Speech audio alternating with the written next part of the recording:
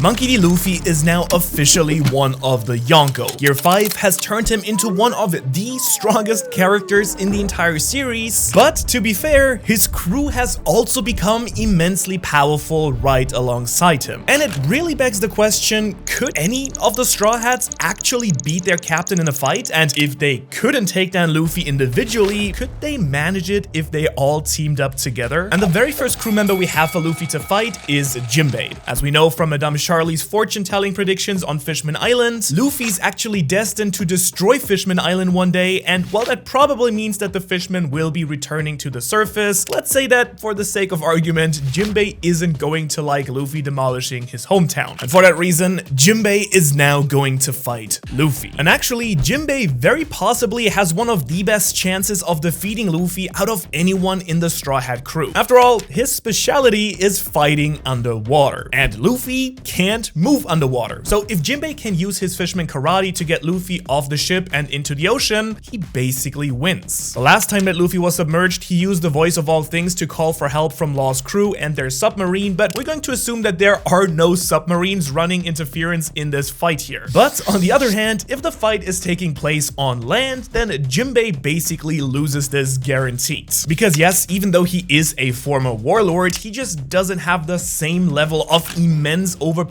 strength that his Yonko captain does. As a disciplined fighter, he'd probably give Luffy an excellent fight, but he just wouldn't be able to actually take it all the way, I think. But next up, Brook has an excellent reason to want to face off against Luffy, two in fact. Firstly, Luffy punched his best friend Laboon right in the face, and if he ever found out, he'd probably be in the right to give Luffy a taste of his own medicine. But more importantly, secondly, Luffy is just an awful singer. Sorry to everyone who loves the captain's musical stylings, I guess. Now, Brook's strength among the crew is definitely underrated, I think. He was the first crew member to wound an actual Yonko, or at least their homie. And it's also easy to forget that he's strong on account that he's never really had a featured fight in the entire series. So we're not going to count his opponent on Fishman Island, whom he defeated with real ease. And honestly, he'd probably do especially well against Luffy, considering that he's a sword wielder and cutting attacks are, after all, Luffy's weakness. He can also run on top of the water, while Luffy can't swim, so a battle taking place on the ocean, on the ship, might be to Brook's benefit once again. And in addition, he could distract Luffy with certified bangers if he brings his guitar to the fight as well. However, yeah, it is Luffy we're talking about. He's unbelievably strong and would probably break all of Brook's bones, which is all of him.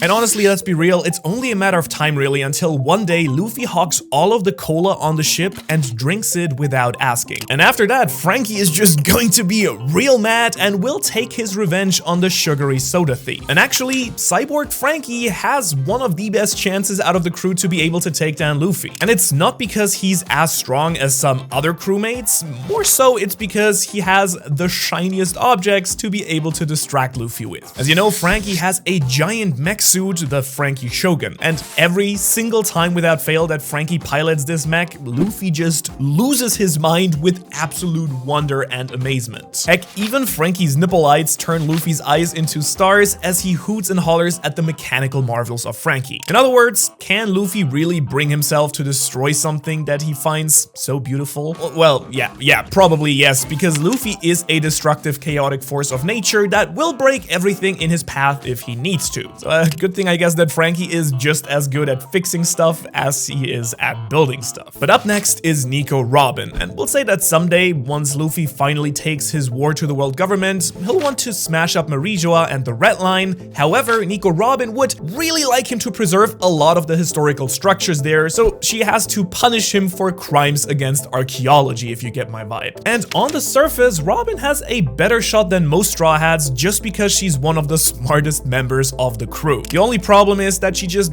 doesn't have enough raw strength to actually pose a real threat to Luffy. In other words, her fruit is mostly geared towards a lot more strategic fighting, which is great to go up against the not so bright Luffy. However, her most dependable technique is going to be pretty much useless. I mean, sure, she could sprout a ton of giant arms and legs and put him in a hold, but she's not going to be able to use her traditional clutch technique to break his neck because, well, his neck is made out of rubber. It'll bend no problem at all. And let's be real, it's really hard to imagine the sweet and kind mascot of the crew, Chopper, ever turning against his own captain. So in this scenario, it's not going to be about him attacking Luffy. Chopper would only fight Luffy in the case of self-defense. So imagine this. The Thousand Sunny has been adrift for days. The lock pose is lost. Even Nami can't figure out how to navigate the ship to safety. But worst of all, their food is completely depleted. Almost all their food. All that remains is the Straw Hat's emergency food supply,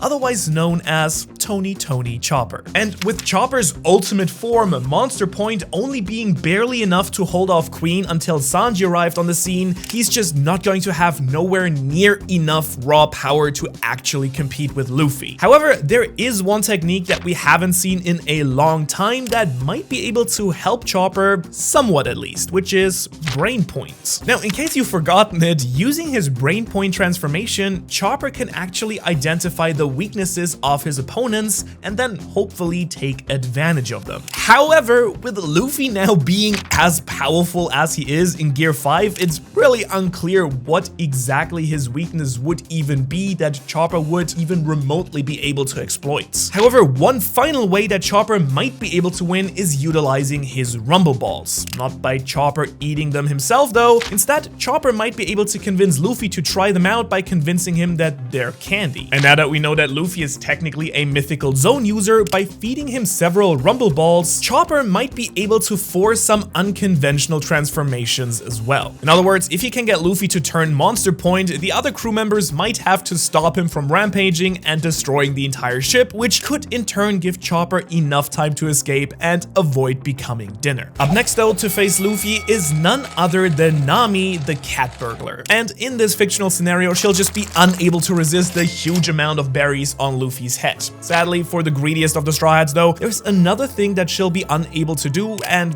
that's harm Luffy in any meaningful way. Now, as you know, there are of course plenty of gags throughout the story where Oda has actually Nami landing an effective punch on her stronger counterparts, but that's really all that is. A gag. If it really comes down to a serious fight, Nami's best weapon is always to use her Climb Attack and Zeus to bring lightning down on an opponent. And as we learned from Luffy's fight with Enel, that's just not going to work very well. In fact, now that he has the ludicrous powers of Gear 5, he'll just be able to grab the lightning and throw it right back. So sorry Nami, you're not expanding your bank account with this one, I guess. Now with Usopp, we actually have a Straw Hat that we've already seen fight Luffy. In one of the greatest fights in the entire series, they went head to head on Water 7 over the ownership of the Going Merry. And after all of that, it would be very unlikely for Usopp to ever want to face his captain again. But for the sake of argument though, let's say that while they're approaching Laugh Tale, Usopp contracts a really terrible case of can't go to that island disease that he unfortunately caught from Buggy. In fact, he doesn't want to go to Laugh Tale so badly that he's going to fight his captain to prevent it from happening. But as you'd expect, sadly, this is probably just going to play out just like it did on Water 7. In fact, things will be even worse for Usopp because no matter how many pop greens he has now, and even using his observation haki,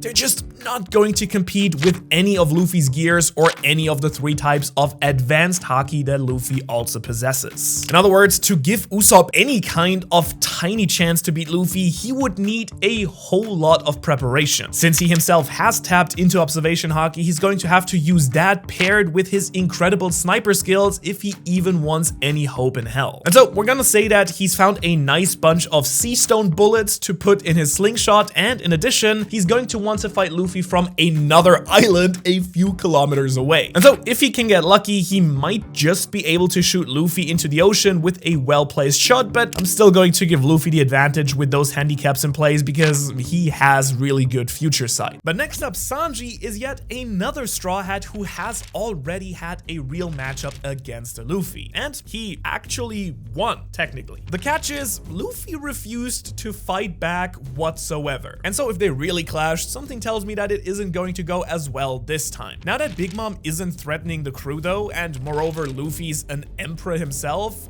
what would make Sanji want to fight Luffy in the first place? Well, let's just say, I guess, that Luffy hit a woman, or in a very unlikely scenario, he didn't finish his dinner plate. So no matter how you kick it, I guess, this is gonna be a really tough one for Sanji. Even with his Germa power-ups, Luffy is far stronger. Now, to be fair, Sanji is potentially faster than Luffy since he can move too fast to even be pierced by opponents. However, that speed won't really help much when going up against both Luffy's durability and future sight. And so really there's only one thing that Sanji is going to be able to do to even the playing field somewhat. He's going to have to feed Luffy and distract him with some truly delicious meat. Now, to be fair, I'd say that Sanji could probably poison Luffy this way, but as we saw in Whole Cake Island, using poisons would go against everything that Sanji stands for, and even if he did, Luffy has insane poison tolerance at this point. So yeah, no, I think the only thing that Sanji can do is to cook a meal so satisfying that it really renders Luffy unconscious. Which, honestly, he probably could. So wait a second, does this mean that Sanji actually has the best chance against Luffy so far? So I guess the only real question is, can Sanji cook a meal large enough to satisfy Luffy's immense hunger while they're fighting? Which means that before we ask the question if the entire crew together could take out Luffy, we only have one Straw Hat left for Luffy to face down against. So imagine this, the crew is hanging out on Laugh Tale, having finally made it to the end of the Grand Line, when suddenly Luffy hears this. Santoryu!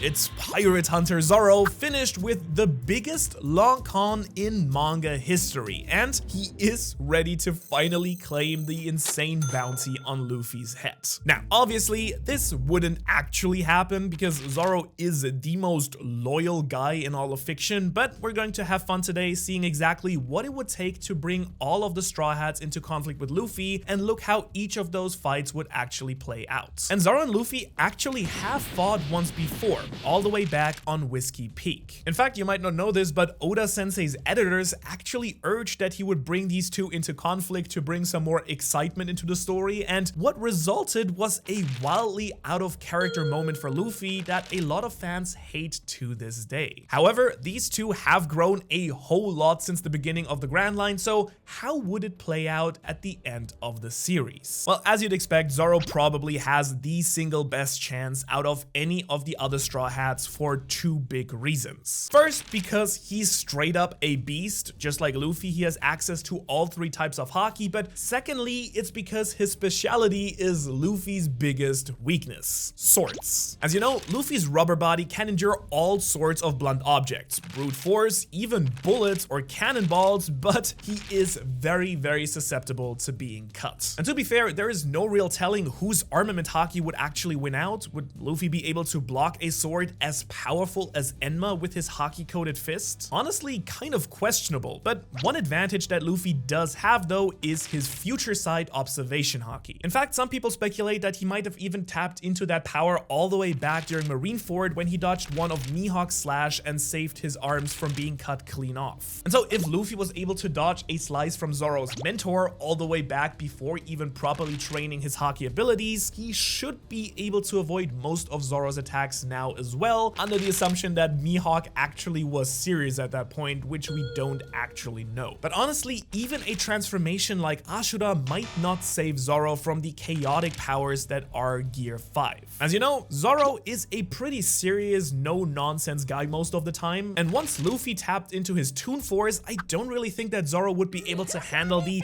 absolute goofiest form of Luffy. Really, if anything, he'd get so frustrated by Luffy not taking the fight seriously in his eyes that he'd lose his cool and allow Luffy to catch him off guard. In other words, it would be super hard and very unlikely for any of the Straw Hats to actually beat Luffy individually. After all, he is the captain for a reason, but what if it came down to everyone on the crew working together to take down the captain? In fact, one of the best team-ups in One Piece history came when the entire crew banded together to fight Oars, who ironically did have Luffy's shadow. But what if they didn't fight his shadow? What if the crew worked together to actually fight the real deal? And to start off this battle, we'd probably have Nami, Usopp, and Chopper, running away, probably. For Usopp, that is tactical. His sniping skills are at their strongest when he can create distance between him and his opponent, and who are we kidding? They'll probably all be super scared to fight someone like Luffy, so they go to hide behind a big boulder while the rest of the crew starts out the fight. And so, on the other hand, doing the exact opposite of running away and launching straight into action are gonna be Sanji and Zoro. However, before they even arrive at Luffy, they'd probably crash into each other, and refusing to let the other be the first one to land a hit on the captain,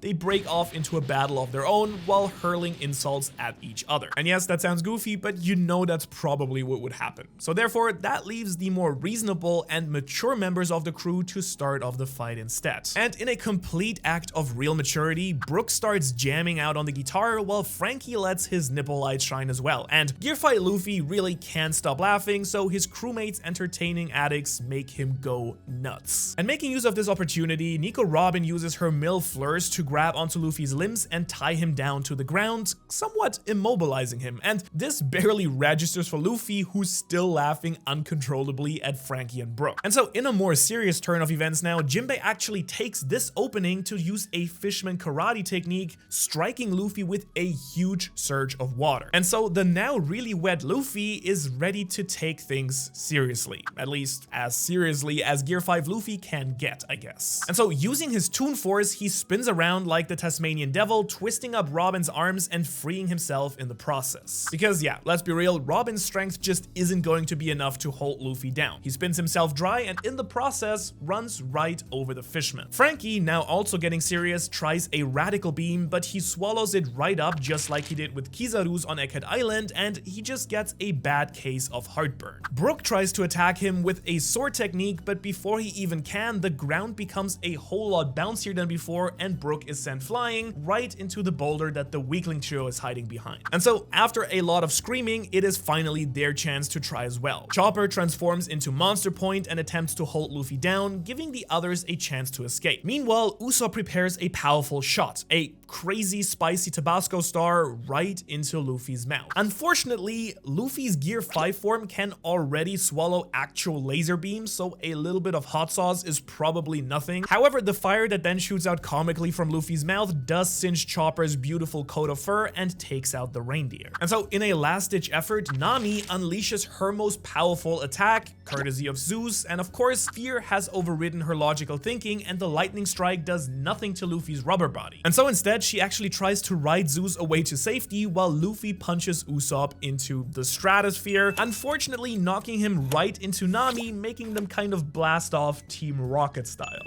Luffy laughs at their misfortune when suddenly a powerful flaming leg strikes him right on top of the head, pounding him like a nail into the ground. So Sanji was the faster of the two Pirate King's wings after all. However, Zoro is not far behind, runs in ready to slice Luffy. Unfortunately, before he can, the ground breaks apart and both Zoro and Sanji fall into the chasm where they find a giant Gear 5 Luffy. Zoro's powerful strikes slash at the giant's legs, but thanks to Luffy's quite powerful armament haki, they're just minor cuts. Meanwhile, Sanji uses his skywalk to try and kick at Luffy's head, but both the swordsman and the cook are quickly scooped up into Luffy's clutches. And holding them there, Luffy laughs, proclaiming his victory against his crew and wishing them better luck in their next training exercise. And honestly, even though it might be controversial, I do think it's no surprise that Luffy would probably take the win against his entire crew. After all, as impressive as it was, Zoro could in the end only scratch Kaido, while Gear 5 Luffy actually managed to take down the Yonko. However, as the crew gets stronger and stronger, it does make you wonder whether someone like Zoro would be strong enough to take down someone like Kaido or Doflamingo on his own at this point. And luckily, we answered that very question in this video where we talk about what would happen if Zoro fought all of Luffy's opponents. Thanks for watching, and I will see you in the next one.